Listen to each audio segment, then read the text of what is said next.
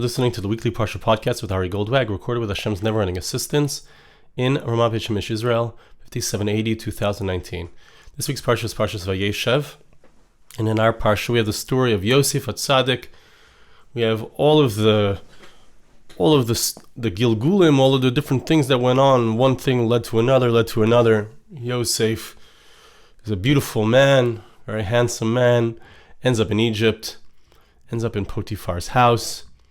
Potiphar's wife lays her eyes upon him, and he ends up in jail due to this woman. He tries to get out of jail at the end of our parsha, and he ends up doing too much hishtadlus, trying too hard to get out. He's there for another 2 years, which leads us to next week's parsha, which we'll see next week. I'd like to focus on a few interesting points in regards to the story of Yosef. I'd like to see the broader picture in regards to Yosef, and I'd like to understand also how it connects to Chanukah, because we always read the Parsha of Yosef and the brothers as we are celebrating Chanukah, and I think that there's a very profound and deep connection. I think it's important to understand, important to notice. So I'd like to share that with you, and let's start off with some questions. I want to understand Yosef HaTzadik. So as I mentioned, he's a very good-looking person, and the Torah goes out of its way to tell us about Yosef that he was very good looking and that he was somebody who was sought after by Potiphar's wife. But we find that it's true in regards to Sarah Imenu and Rivkah and Dina. The Torah repeats this theme where we have a story of someone who's very good looking, and in the way that we perceive it, and it's kind of nice maybe that the very good looking person is trying to be taken by the king of the land in each of the stories, but obviously that's not a very good thing when the person who we're speaking about is married, right, with Sarah and Rivkah. And what is the idea? Why does the Torah stress to us? Why does the Torah repeat this story? Why is it so important for us to know this story about Sarah Imenu and then Rivkah and then Dina being taken by Shechem? And then why do we need to know about Yosef HaTzadik, that he had such a what's the lesson of the fact that each of these people were outstandingly beautiful, and they went through the challenges that they went through? It's very interesting by Sarah and Rivkah. So we see that as a result of those challenges, they were taken in. The HaKadosh Baruch Hu had to reveal himself to that particular leader and say, don't touch this woman. She belongs to somebody. She's married. And in the end, they end up with lots of riches. They end up with money. What is the idea? It's kind of a strange story, a strange message. Yosef HaTzadik also, we could say, he goes through this whole difficulty. He ends up 10 years in jail and 12 years in jail. And the ultimate result is that because of his time in jail, he ends up meeting the Sar HaMashkim, the cupbearer of Pharaoh, and then he's able to be brought in there because he's interpreted the dreams to be able to interpret Paro's dreams.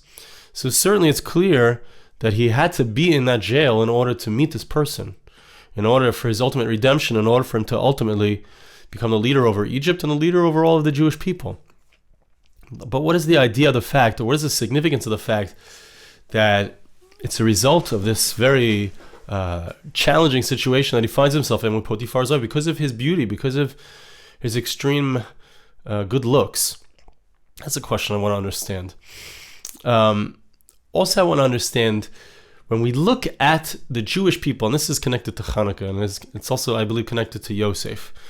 When we look at the Jewish people, and we look at the success of the Jewish people are perhaps the most ancient civilization in the world. And yes, we've been removed from our original homeland for 1800 years. We had a very insignificant amount of people living in Eretz Yisrael, in the land of Israel. But we're an ancient civilization. We've been around for over 3,300 years since the Torah was given. And if we count back to Avram Avinu, to Abraham, so we've been around for about 3,800 years. So we have a very powerful and distinct past, and an incredible longevity which no one can explain. Now, what is the difference between, when we look at, from a broad perspective, from a perspective of the civilization, what is the difference between the success of the Jewish people, the success of our culture, as opposed to the success of other ancient cultures that perhaps do exist until this day, or existed for a long time, whatever it is. How can we define the difference between them? I want to also understand, when we look at the story of Chanukah, so the theme of Chanukah is that the Jewish people survived. Really, the Jewish people were living in Eretz Yisrael. We were living in the land of Israel at the time. We had a temple. We had a Beis Hamikdash on the Temple Mount. And despite that, there was a culture called the Greeks. And they came in and they wanted to take over. They wanted to push away the Jewish culture and replace it with their Greek culture. I want to understand what the motivation. What is the motivation of a Greek culture? What do they care? Let do what you do, and let us do what we do. Like, why do you have to start up with us? Why do you have to push out our faith, our culture? Why do you have to come in that way? Why do you have to take over our temple and bring your idols into our temple? What is the idea? What is the difference between the power of a culture for all other cultures as opposed to the power of the Jewish people, the culture of the Jewish people? And I'd like to say that Yosef is an example of something which we all know to be true, but it's important to understand it. It's important to bring it out. It's important to speak it out. Yosef Atzadik, we find that the word Yosef, the name Yosef, the gematria of the word Yosef is 156. And the gematria of the word Tzion, which means Zion, which means it's a reference to the Jewish people, or it's a reference to Mount Zion, which is where the Beis Hamikdash was built. So the word Tzion is the same gematria, 156. Chazal tells us, Kol ma she'ir leYosef ir leTzion. Kol ma she'ir leTzion ir leYosef. Whatever happened to Joseph happened to Zion, and whatever happened to Zion happened to Yosef. So there's a parallel between Yosef. Yosef is somebody who is a small, like a bringing together, what's the word? A microcosm. That's the word I'm looking for. He was a microcosm of the Jewish people, and whatever happens to Yosef really happens to all of us. Okay, so we can look at Yosef, we can look at his story, we can look at his life, and we can understand something about him that will help us understand something about us, that will help us understand something about the Jewish people at large. Okay, and here's the idea. It's an amazing idea, an important idea, and that is that for the Jewish people, for Yosef Atzadik, everything that is good for the Umos Ha'olam, for the nations of the world, everything that looks good on the surface, for us is negative. For us is bad. It's the opposite for us, or we'll see. It's not ultimately bad, but the first experience that we have of something which to everyone else is great, our first experience is bad.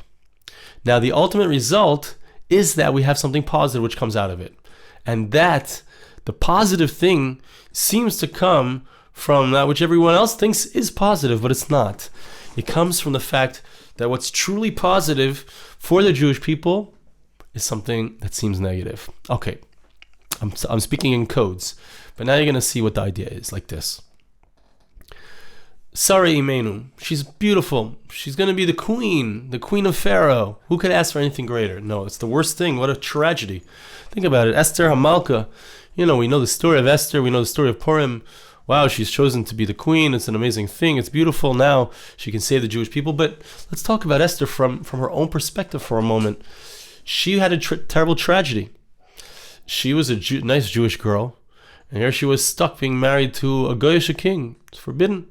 It's forbidden. The Torah does not allow us to marry a non-Jew, right? So Queen Esther had the most terrible tragedy. But her specific tragedy, which was a result of what? Which was a result of her incredible beauty, her incredible chen, her incredible grace that she had, right? So what normally everyone else would praise and think so highly of, right? In the secular world, beauty is powerful, money is powerful, all these things are powerful, all these things are great, but they're not good for us. For the Jewish people, power, money, beauty, prestige, all these things are negative. They produce a negative result. Esther Hamalka was brought into the palace against her will. She had a terrible tragedy. She lost her life. Sarah Imenu was brought into the palace. Terrible tragedy. Rivkah Imenu was brought into the palace. Terrible tragedy. Dina has somebody who's the leader of the town, wants to marry her. Terrible tragedy. Yosef Atzadik has the wife of a very powerful person, is interested in him.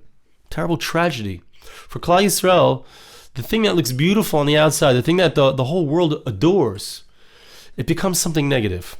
But here's the amazing thing, and follow closely because this is important. The amazing thing that happens is like this. The negative thing, the positive thing, which turns into something negative. So now it spills out, and here we have Esther Malka is a good example. We have her in the palace, and she's stuck there. She's stuck with this man. And she's there for a number of years, right? If you look at the story, you look at the timeline, it's a number of years before anything happens that she's able to use her power. But she's there and she's stuck there. And that difficulty, that tragedy, that pain builds. And it builds and it builds. And the ultimate result is that now she has an opportunity to stand up and save Klal Yisrael. She has the ability to her name will be remembered for all time as one of the greatest heroines of the Jewish people. Throughout all time, she was ready to give up her life for Klal Yisrael. But where did it come from? It came because her beauty brought her into a place of challenge and difficulty. She went through that challenge for a number of years, or for a certain amount of time, and the result was now she became someone who had intense spiritual power and was able to use that power to save the Jewish people. Yosef HaTzadik as well. Let's look at Yosef. He's somebody who had chen. He had tremendous amount of grace. Wherever he went, people were drawn to him. They saw he was just an amazing person. He had amazing ability. Everywhere he went, he was successful. Pasuk tells us. Right? He was a good-looking person. And then there he is stuck in jail for 12 years. No end in sight. But what is the result of that 12 years? What is the final result of being in jail for 12 years? The following 71 years, the rest of his life, from the age of 30 till the age of 110, the following 70 years, he was a king. He was a king over Egypt. He was a king over the Jewish people. So the result of, this is how it works. It's an amazing thing. Amazing insight you see. The result of the outer thing which seems successful brings the Jew into a negative situation. The negative situation, it continues for a certain amount of time, and this is true about Sarah and Rivkah and Dina. But the result is that after the challenge, after the difficulty, some amazing spiritual power is received at the end of the challenge.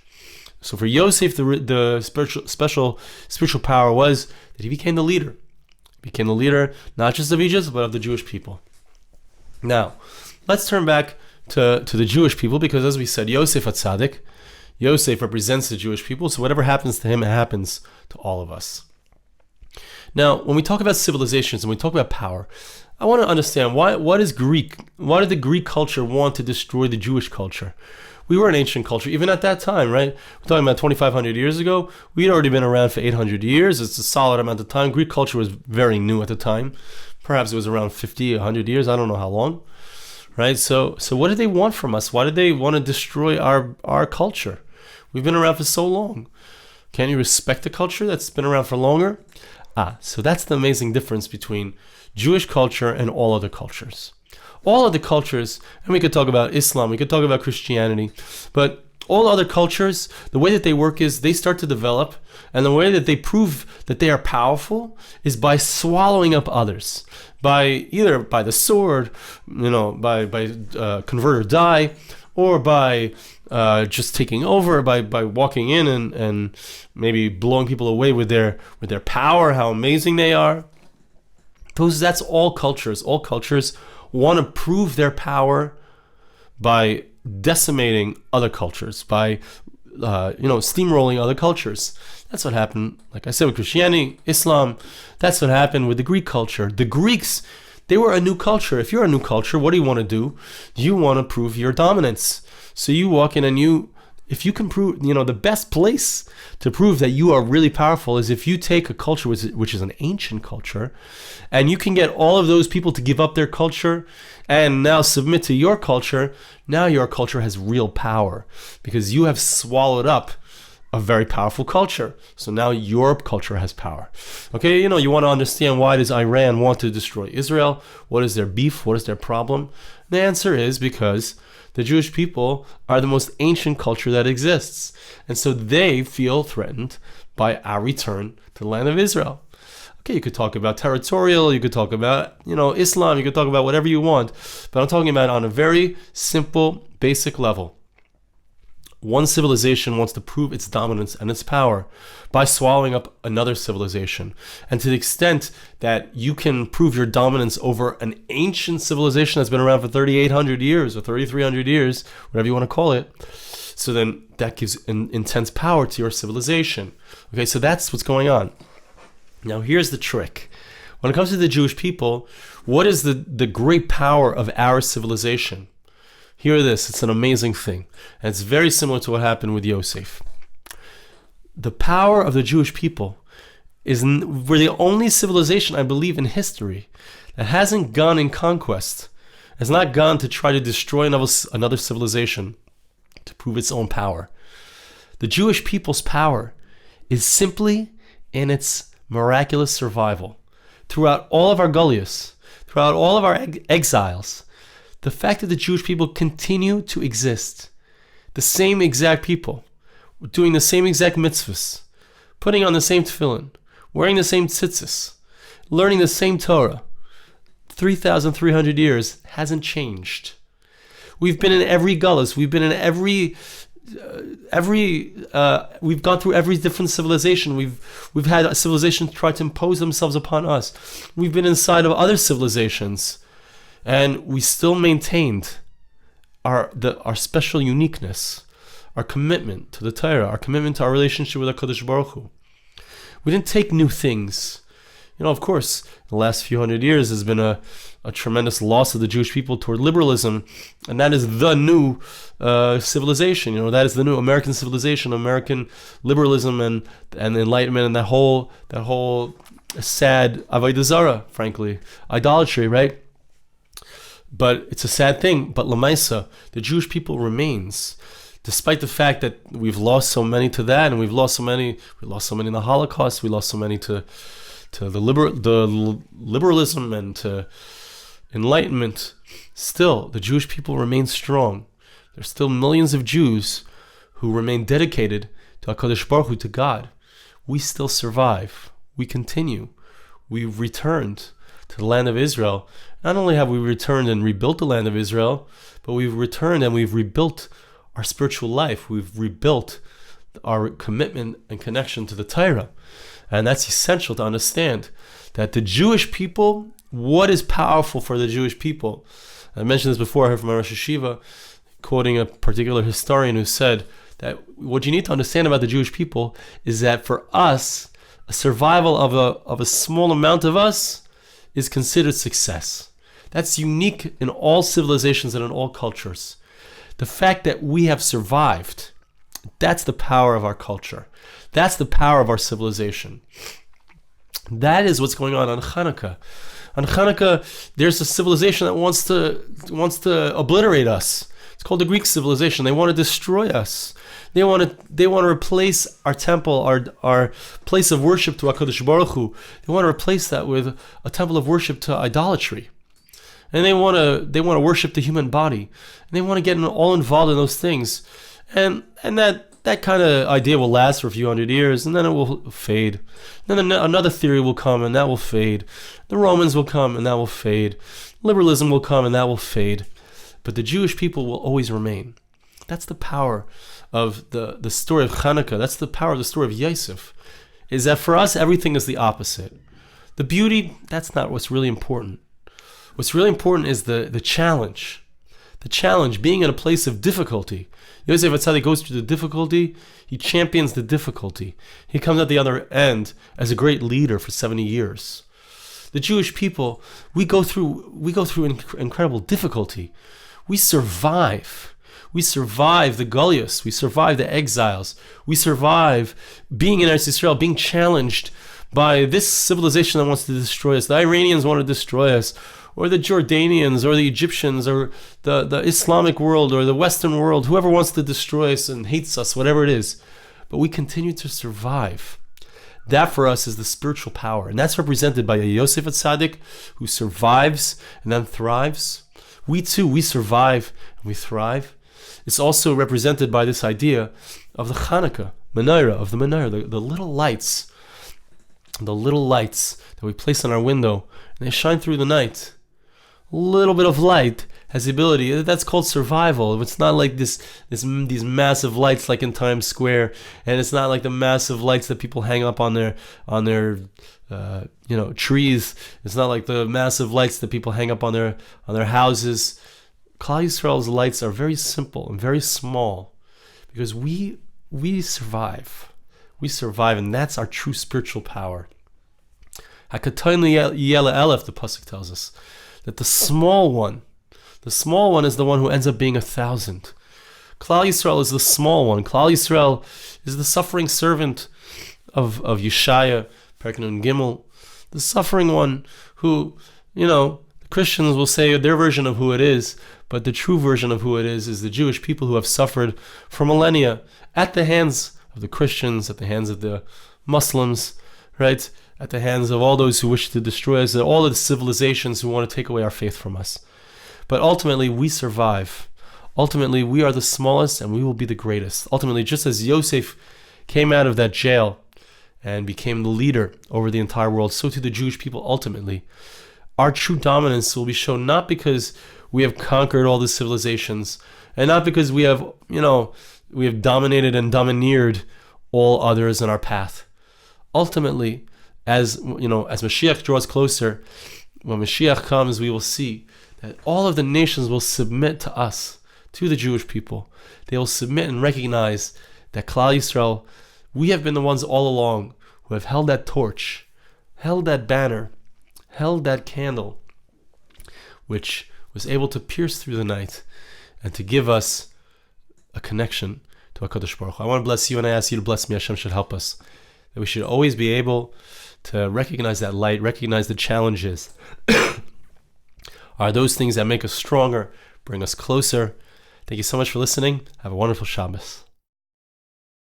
This podcast was made possible through the gracious donations of listeners like you. For more podcasts like this, please visit www.arigoldwag.com or search on iTunes Ari Goldwag.